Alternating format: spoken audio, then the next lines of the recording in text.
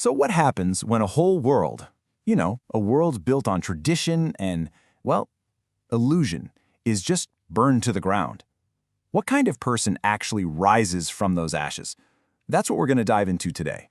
We're talking about the epic transformation at the very heart of an American classic, charting the journey of a Southern belle who becomes one of the most unforgettable survivors in literature. The book kicks off with this famous line, and it's so much more than just an introduction. It's really the whole thesis for her character, isn't it? It tells us right away that Scarlett's power, it's not about being beautiful in the classic sense. It's about this captivating force of will, a charm she uses to literally bend the world to her liking. And believe me, that charm is about to be tested to its absolute limit. Okay, so let's set the scene. We start at Tara, the O'Hara family's cotton plantation. And Tara, it's basically the symbol of the Old South, right? It's elegant, it's privileged, and yeah, it's built on this foundation of red earth made profitable by enslaved people. To them, it feels like it'll last forever. But it's actually this incredibly fragile world, just waiting to be shattered by the storm that's brewing, the Civil War. All right, first up, a belle's unrequited love. Before the war hits, you have to understand 16-year-old Scarlett's world is, well, it's tiny. Her entire universe revolves around this one, single, all-consuming obsession, getting a man who, in her eyes, represents everything her world holds dear. But then, that whole universe gets completely rocked. And it's all because of a little piece of party gossip. Turns out, the man she wants, Ashley Wilkes, is off the market. He's engaged to his cousin, Melanie Hamilton. Now for Scarlett, a girl who truly believes she can have anything she sets her mind to, this isn't just heartbreaking. Oh no, it's a direct challenge to her entire view of the world. And this right here really sets up the central conflict of the whole story. It's all embodied in these two women who are just complete opposites. You've got Scarlett, who is all fire and desire. She wants to possess Ashley, like a conquest. And then there's Melanie, who's all about gentle duty and self-sacrifice. This rivalry between them, it's going to define pretty much everything Scarlett does for a long, long time. Next section, the world catches fire. So right as Scarlett's personal world is starting to crack, the entire world around her just explodes. Her little romantic drama collides head-on with a massive national catastrophe, and the life she knew, it starts to unravel at a truly breathtaking speed. So, Scarlett, being Scarlett, decides she's not going down without a fight. She corners Ashley, confesses her love, just lays it all out there, and he rejects her. He basically tells her, look, I care about you, but love just isn't enough. We're too different. He's all about that quiet, old-school Southern idealism, and she's all passionate, down-to-earth pragmatism. So in the end, he chooses safety. He chooses someone who's just like him, Melanie. And what happens next is just, wow, it unfolds so fast. To get back at Ashley, Scarlett does something incredibly rash, totally out of spite. The Civil War breaks out. Just 2 weeks later, she marries a man she doesn't even love, Melanie's brother, Charles. And then, only 2 months after that, he dies of disease. Just like that, she's a teenage widow trapped in these awful black mourning clothes, resenting a world she already couldn't stand. Okay, part 3, a scoundrel in Atlanta.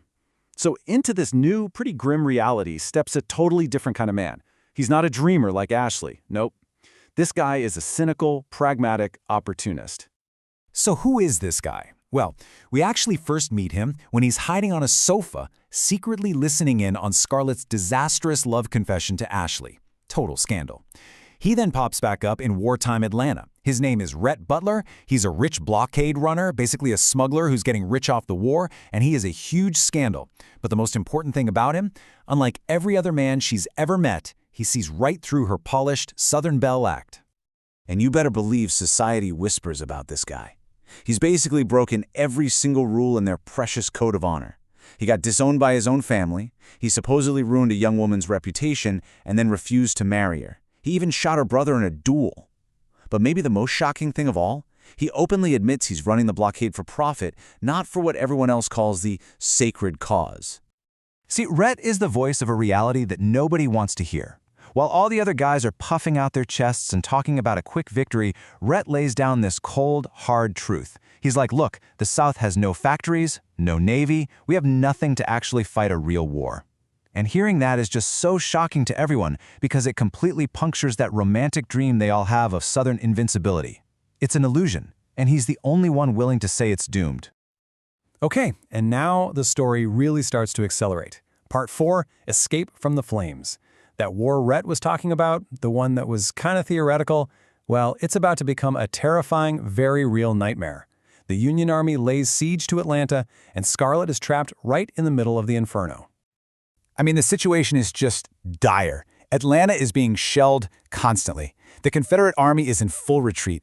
And, as if things couldn't get worse, Melanie, the one woman Scarlett pretty much can't stand, goes into labor. And Scarlett is stuck. She made a promise to Ashley that she'd look after his wife, so now she is completely, utterly trapped. And every single path for help is just gone. The whole social safety net she's relied on her entire life, it's disintegrated. She tries to get Mrs. Meade. Nope, she's gone to get her dead son. Tries Mrs. Elsing. She's at the overflowing hospital. She tries to get Dr. Meade, any doctor at all, but they're literally drowning in thousands of dying soldiers. No one is coming. Scarlett is completely on her own. So her last hope is this young enslaved girl, Prissy, who's been saying this whole time she knows all about delivering babies. And then, at the worst possible moment, Scarlett learns the horrifying truth. It was all a lie. Prissy knows nothing. And in that moment, this pampered girl who used to faint at the sight of a little blood, she realizes she has to do it. She has to deliver this baby herself. And just when you think it's all over, who shows up?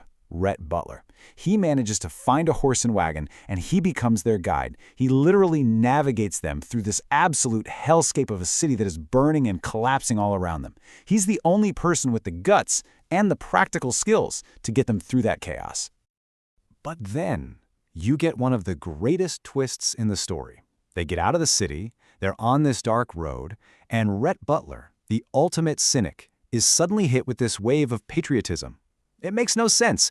He abandons Scarlett, Melanie, and the newborn baby right there on the road to go join the Confederate Army. The same army, the same cause that he himself said was totally, completely lost. It's just unbelievable. And that brings us to our final section, A Vow on Red Earth. This is it, the defining moment of Scarlett's entire transformation. She's all alone now, and she finally makes it home to Tara. She's expecting a sanctuary, a safe place, but what she finds there is going to break her, and then remake her into someone completely new. So she gets to Tara, but it's not a safe haven. Not at all. It's just a shell of what it used to be. The Yankees have used it for a headquarters, so thankfully it wasn't burned down. But it's been picked clean, stripped bare. All that vibrant life she remembered is just gone, replaced by this haunting silence and the very real threat of starvation. And the losses she discovers, they're just catastrophic. Her mother, her strong, gentle mother, is dead from typhoid.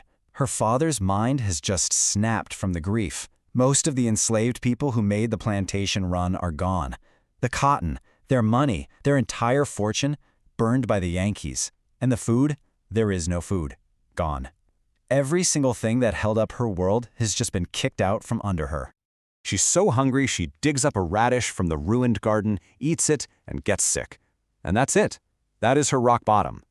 Kneeling there on the red dirt of Tara, she makes this famous vow. And you have to understand, this isn't a prayer. It's not about hope. It's a declaration of war. In that moment, the spoiled little belle is gone forever. And in her place is this hardened survivor, someone who will do anything, lie, steal, even kill, to never ever be hungry or helpless again. And this really leaves us with the central question of our whole story, doesn't it? Scarlett survives, yes, but the cost is just immense. She sacrifices her charm, that Southern code of honor, even parts of our own humanity to do it. And it really forces us to ask ourselves, when a world is destroyed, is the person who survives really the same person who existed before? And maybe more importantly, was that price worth paying?